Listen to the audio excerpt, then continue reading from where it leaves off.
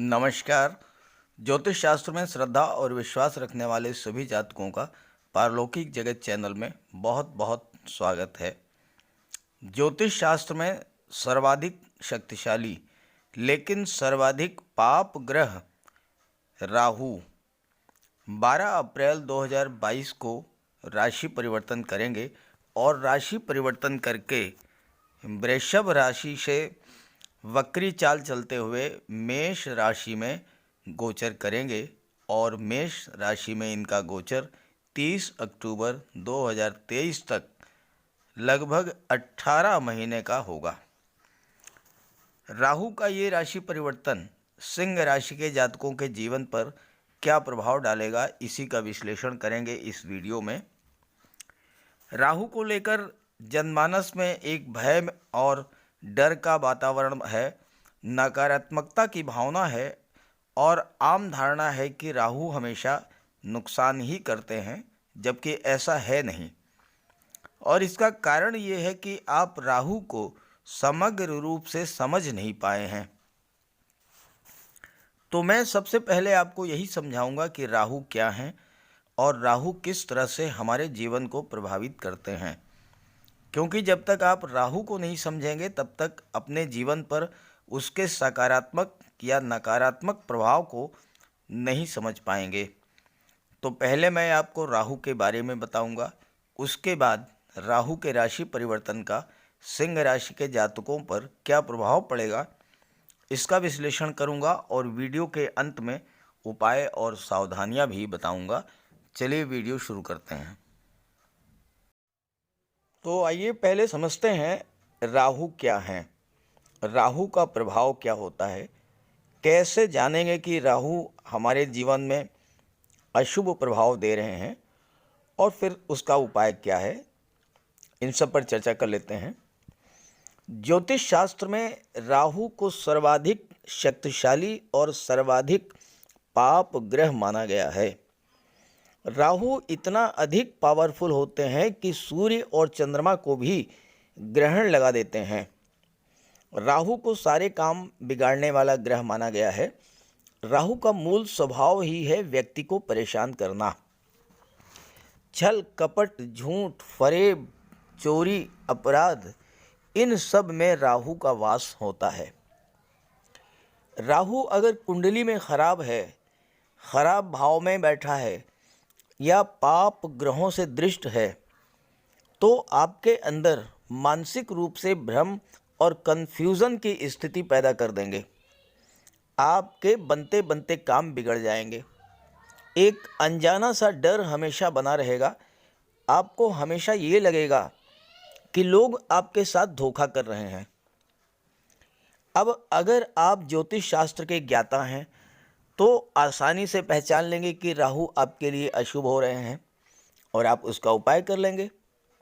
लेकिन अगर आपको ज्योतिष शास्त्र की जानकारी नहीं है तो कैसे पहचानेंगे कि आपके जीवन में राहु का अशुभ प्रभाव पड़ रहा है, अशुभ राहु आपका आगमन आपके जीवन में हो चुका है। कुछ लक्षण मैं आपको बताता हूँ।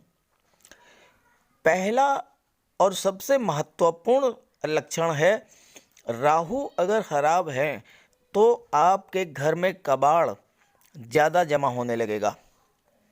ख़ास करके इलेक्ट्रॉनिक्स आइटम्स, टूटी फूटी घड़ियाँ, टूटा फूटा फर्नीचर, ये सब कबाड़ के रूप में इकट्ठा होने लगेगा। घर में गंदगी का अंबार लगने लगेगा। अगर आपके घर में लाल चींटियों का आगमन शुरू हो जाए तो समझ लीजिए कि राहु का अशुभ प्रभाव आप पर पड़ना शुरू हो गया। अगर आपके मन में लगातार नेगेटिव फीलिंग्स आए, मन लगातार अशांत रहे, कार्यस्थल पर लगातार अप डाउन्स होता रहे, डिप्रेशन की स्थिति बनने लगे, तो समझ जाइए कि राहु खराब हो रहे हैं और राहु का उपाय कर लीजिए। तो क्या राहु हमेशा खराब फल ही देते हैं? ऐसा बिल्कुल भी नहीं है, क्योंकि राहु से प्रभावित व्यक्ति निडर होता है, किसी से दबता नहीं है, किसी की बात नहीं मानता और किसी तरह की बंदिश में नहीं रहता। राहु के भीतर अतीन्द्रिय शक्ति है और उसमें हर तरह के षड्यंत्र को समझने की क्षमता है। हालांकि राहु हर तरह की खुराफात भी करा सकते हैं और उससे निपट भी सकते हैं। इसलिए कलयुग में राहु को सबसे अधिक पावरफुल माना गया है और सबसे अधिक पाप का कारक भी माना गया है। लेकिन आज के समय में राहु ही हमें राजा बना सकते हैं। क्यों? पुराने समय में विदेश जाना ठीक नहीं माना जाता था, इसलिए विदेश के भाव को यानी 12वें भाव को 8वें भाव से जोड़ दिया गया। जबकि आज अगर आप देखें तो लोग विदेश जाकर के ही अच्छा पैसा कमाते हैं, अच्छी ज़िंदगी जीते हैं और विदेश में ही सेटल भी हो जाते हैं। और राहु विदेश के कारक हैं, इसलिए जिनका राहु अच्छा होता है वो विदेश जाते हैं, धन कमाते हैं और एक्सपोर्ट इंपोर्ट के व्यापार में तो बहुत अधिक लाभ कमाते हैं। यहाँ मैं आपको स्पष्ट कर दूं कि विदेश का आशय अपनी मातृभूमि को छोड़ करके किसी दूसरे शहर या दूसरे राज्य में जाना माना जाता है। केवल अमेरिका, ब्रिटेन, कनाडा मत समझिए, अपने देश में भी विदेश या परदेश। आज की डेट में राहु, केतु, शनि और मंगल, जिन्हें पाप ग्रह कहा जाता है, यही हमें जीवन में ऊपर उठाते हैं, धन वैभव देते हैं, मान सम्मान दिलाते हैं और हर तरह का सुख भी दिलाते हैं। क्यों? क्योंकि आज की दुनिया छल कपट, झूठ और फरेब की दुनिया है और यही समझने की बात है कि राहु आपको हर तरीके से पैसा कमाने की बुद्धि और क्षमता प्रदान करेंगे। लेकिन यहाँ पर आपको ये भी समझना है कि अगर आपने अनैतिक रास्ता चुन लिया तो राहु आपका नुकसान भी कर देते हैं, क्योंकि राहु का प्रभाव शनि के जैसा होता है। जब राहु की महादशा शुरू होती है तो शुरू में बहुत अच्छे फल मिलते हैं। वजह क्या है? क्योंकि राहु के जो मित्र ग्रह हैं शनि, शुक्र, बुध, इन सब की अंतर्दशा पहले शुरू होती है। तो इस दौरान राहु बहुत अधिक धन प्रदान करते हैं, मान सम्मान दिलाते हैं, समाज में अचानक से आपको बहुत ऊंचाइयों तक पहुंचा देते हैं। लेकिन अंत में जब सूर्य, चंद्र और मंगल की अंतर्दशा आती है तो अंत में राहु सर्वाधिक नुकसान भी कर देते हैं। इसलिए अगर आपके जीवन में राहु की महादशा चल रही हो तो महादशा के अंतिम 5-6 वर्षों में आपको अत्यंत सावधान हो जाना चाहिए, अत्यंत धार्मिक हो जाना चाहिए और कोई भी अनैतिक कार्य नहीं करना चाहिए। राहु को ज्योतिष में छठी शक्ति का कारक माना जाता है और राहु हमेशा अथॉरिटी को चैलेंज करते हैं। राहु एक अच्छे रिसर्च स्कॉलर बना सकते हैं, नई नई चीज़ों को खोजने की प्रवृत्ति आपके अंदर पैदा करते हैं। और राहु लकीर के फ़कीर नहीं बनाते हैं, बल्कि कुछ नया सोचो, कुछ नया करो। और जिनका राहु अच्छा होता है वो हमेशा कुछ न कुछ नया ही करते हैं। राहु अच्छा कब होता है? लग्न में, पंचम भाव में, छठे भाव में, नवम भाव में, दशम और एकादश भाव में राहु बहुत अच्छा फल देते हैं और बहुत ऊंचाइयों तक पहुंचा देते हैं। अगर राहु अच्छा है तो व्यक्ति लोकप्रिय होता है, विश्वविख्यात होता है। और राहु चूंकि ग्लैमर और मीडिया के भी कारक हैं, चमक दमक और माया के कारक हैं, तो जैसे कि टीवी सीरियल, सिनेमा, न्यूज़ जो कि डे टू डे अपडेट होती रहती हैं, इन सब के कारक जो हैं वो राहु ही हैं। तो कुल मिलाकर के अगर आपकी कुंडली में राहु शुभ स्थिति में है तो आपको बहुत कुछ देने वाले हैं आने वाले 15 महीनों में 12 अप्रैल से 30 जुलाई 2023 तक। तो आइए शुरू करते हैं राशियों के आधार पर क्या होगा प्रभाव। जहाँ तक उपायों की बात है उसकी चर्चा मैं वीडियो के अंत में करूँगा। तो ये है सिंह राशि के जातकों की कुंडली। राहु का गोचर 12 अप्रैल को आपकी कुंडली के भाग्य स्थान में होगा, नवम भाव में। राहु के साथ साथ अन्य महत्वपूर्ण ग्रहों पर भी चर्चा कर लेना आवश्यक है ताकि आपको हर चीज़ पूरी तरह से समझ में आए। 12 अप्रैल को राहु का गोचर होगा भाग्य भाव में और अगले ही दिन 13 अप्रैल को देवगुरु भी राशि परिवर्तन करेंगे और राशि परिवर्तन करके अष्टम भाव में गोचर करेंगे। देवगुरु स्वराशि में हैं, अत्यंत बलवान स्थिति में हैं और राहु पर देवगुरु का नियंत्रण होता है तो राहु भी बलवान स्थिति में होंगे और शुभ फल देंगे। देवगुरु अष्टम भाव में हैं तो आपको आने वाले हर संकट, हर मुसीबत से बाहर निकाल लाएंगे। ये देवगुरु की विशेषता होती है।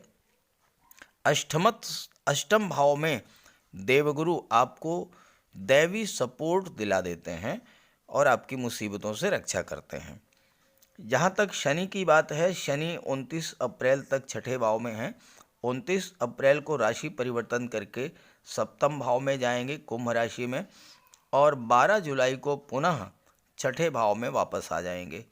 और राहु का जब तक गोचर रहेगा मेष राशि में तब तक शनिदेव का भी गोचर कुंडली के छठे भाव में ही रहेगा। तो छठे भाव में शनि क्या करते हैं?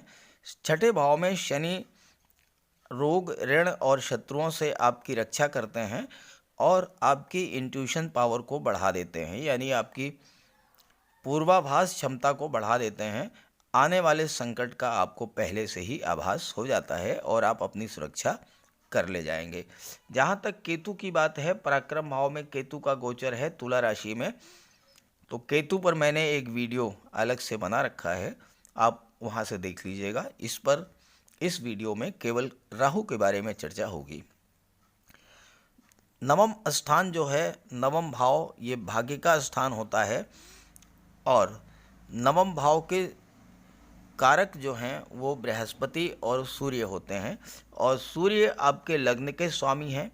बृहस्पति अष्टम भाव में गोचर कर रहे हैं, दोनों ही स्ट्रांग पोजीशन में हैं, तो राहु आपको भाग्य का फुल सपोर्ट दिलाएंगे। नवम भाव से हायर एजुकेशन का, उच्च ज्ञान का, धर्म और अध्यात्म का विचार किया जाता है।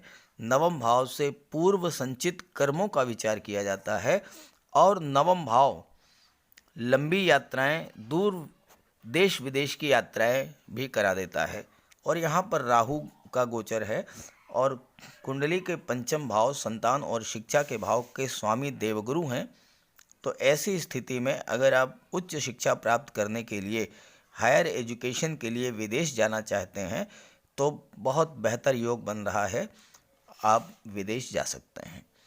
राहु आपको एक्स्ट्रा इंटेलिजेंस प्रदान करेंगे और इंट्यूशन पावर आपकी बढ़ा देंगे।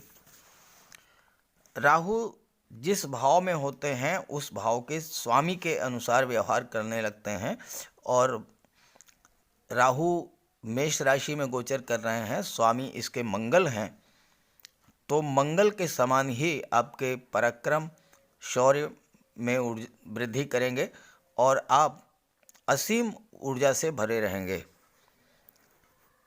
धार्मिक कार्यों में आपकी रुचि को बढ़ा देंगे और आपकी भाग्योन्नति जो है वो विदेश में होगी। विदेश में आप व्यापार व्यवसाय के लिए जा सकते हैं, नौकरी के सिलसिले में जा सकते हैं और वहाँ आपको लाभ होगा। राहु यात्राएं आपको ज़्यादा कराएंगे लेकिन आपको रॉयल स्टेटस और लग्जरियस लाइफ स्टाइल भी प्रदान करेंगे। आपके अंदर हर धर्म का सम्मान करने की भावना होगी और आप हर धर्म के अच्छे गुणों को आत्मसात करेंगे। गुरु का नियंत्रण होता है राहु पर, तो आप धार्मिक संस्थाओं से भी जुड़ सकते हैं, धार्मिक कार्य करेंगे और इससे आपको लाभ होगा। राहु आपको शांत नहीं बैठने देंगे। हर समय आप किसी न किसी कार्य में व्यस्त रहेंगे, जिसका लाभ ये होगा कि आप सफलता की सीढ़ियाँ एक के बाद एक सफलता आपको प्राप्त होती चली जाएगी। हालांकि अगर राहु अशुभ हैं आपकी जन्म कुंडली में, या राहु पीड़ित हैं, तो उस स्थिति में पिता के सुख में कमी लाते हैं, पिता से तनाव हो सकता है। तो इसके लिए आप राहु का उपाय कर लें। आपके अंदर नेतृत्व की क्षमता और नेतृत्व के गुण भी पैदा करेंगे राहु, और आप राजनीति के क्षेत्र में भी अच्छी सफलता अर्जित कर सकते हैं। अब आइए बात कर लेते हैं राहु की दृष्टियों के बारे में। देवगुरु के समान ही राहु को भी 3 दृष्टियां प्राप्त हैं, पंचम, सप्तम और नवम दृष्टि। राहु की पंचम दृष्टि जो है वो आपके लग्न भाव पर पड़ेगी, और लग्न में राहु बहुत बड़ा राजयोग प्रदान करते हैं। आपका व्यक्तित्व अत्यंत सम्मोहक होगा, गजब की डिप्लोमेसी होगी आपके अंदर, और आप अपनी बातों को लोगों से मनवा लेना बहुत अच्छे तरीके से जानते हैं। क्योंकि लग्न भाव से आपके व्यक्तित्व, आपके स्वभाव, आपके वाणी, आपकी कार्यशैली का विचार किया जाता है। तो लग्न भाव में राहु आपको बुद्धिमान, चालाक, चतुर और सबसे बड़ी बात धनवान बनाते हैं। राहु आकस्मिकता के कारक होते हैं। कहीं न कहीं से आपको आकस्मिक रूप से धन का लाभ जरूर होगा। राहु यहाँ पर आपको भौतिकतावादी बना देंगे, यानी सुख समृद्धि के साधनों के प्रति आपका लगाव बढ़ेगा, और आप हर हाल में सुख सुविधा के साधन प्राप्त कर लेंगे। चूँकि राहु का स्वभाव शनि जैसा ही होता है, और शनि वाहन, जमीन जायदाद, प्रॉपर्टी के कारक हैं, तो राहु भी आपको जमीन जायदाद और प्रॉपर्टी दिला देंगे। राहु लग्न भाव में आपके लिए बहुत अच्छी स्थितियां लेकर के आएंगे, क्योंकि राहु एक्सट्रीम को शो करते हैं, यानी आप थोड़े में संतुष्ट नहीं होंगे, बहुत कुछ, बहुत ज़्यादा आप प्राप्त करना चाहेंगे। तो राहु आपको ज़्यादा से ज़्यादा धन, संपत्ति, मान सम्मान ये सब प्राप्त करा देंगे, और जीवन के हर क्षेत्र में सफलता दिलाएंगे, और आप वो सब कुछ प्राप्त कर लेंगे जो कि आप पाना चाहते हैं। हालांकि अगर राहु अशुभ हैं तो आप उसका उपाय जरूर कर लें। अब आइए बात कर लेते हैं राहु की सप्तम दृष्टि के बारे में, जो कि पराक्रम भाव पर पड़ रही है। राहु की सप्तम दृष्टि कुंडली के पराक्रम भाव पर पड़ेगी। कुंडली के तीसरे, छठे और 10वें भाव में राहु अति विशिष्ट कारक होते हैं, अर्थात राहु तीसरे भाव के प्रभाव को बहुत अधिक बढ़ा देंगे। राहु एक्सट्रीम को शो करते हैं, तो आप अपने कार्य क्षेत्र में ज़्यादा से ज़्यादा लाभ अर्जित करना चाहेंगे, चाहे इसके लिए कितना भी परिश्रम करना पड़े। क्योंकि राहु शनि के समान ही व्यवहार करते हैं, और शनि परिश्रम के कारक हैं, तो आप कितना भी मेहनत करनी पड़े, लेकिन आप अपने लक्ष्य को प्राप्त करेंगे। राहु आपकी इंट्यूशन पावर को बढ़ा देंगे, आने वाले खतरे का आभास आपको पहले से हो जाएगा, और आप हमेशा सतर्क और सावधान रहेंगे। सपनों के माध्यम से भविष्य को देख सकेंगे, इतनी क्षमता आपको राहु प्रदान करते हैं, और आपका भाग्योदय 22 वर्ष की उम्र के बाद होगा। तीसरा भाव मंगल और बुध से भी प्रभावित होता है, और राहु अगर शुभ हों तो जातक बहुत अधिक धन दौलत वाला और साहसी होगा। अब अगर आपकी जन्म कुंडली में राहु शुभ हैं तो निश्चित रूप से आपको बहुत अधिक धन प्राप्त होगा, और ऐसा राहु बड़े बड़े राजनेता और इंडस्ट्रियलिस्ट बनाता है। राहु आपको संतान की भी प्राप्ति कराएंगे और शत्रुओं पर विजय भी दिला देंगे। लेकिन राहु अगर अशुभ हैं तो आपका धन, आपके भाई और रिश्तेदार ये मिल करके आपका पैसा खराब कर देंगे और आप किसी को उधार देंगे तो पैसा वापस नहीं मिलेगा। इसलिए अगर आपकी जन्म कुंडली के तृतीय भाव में राहु का गोचर हो तो किसी को भूल करके भी पैसा उधार मत दीजिएगा, वो पैसा वापस नहीं मिलेगा। तो इसके लिए आप राहु का उपाय कर लें। उपायों पर चर्चा आगे होगी। आइए राहु की नवम दृष्टि के बारे में बात करते हैं। राहु की नवम दृष्टि कुंडली के पंचम भाव पर पड़ेगी और पंचम भाव के स्वामी हैं देवगुरु, और देवगुरु राहु को नियंत्रण करते हैं।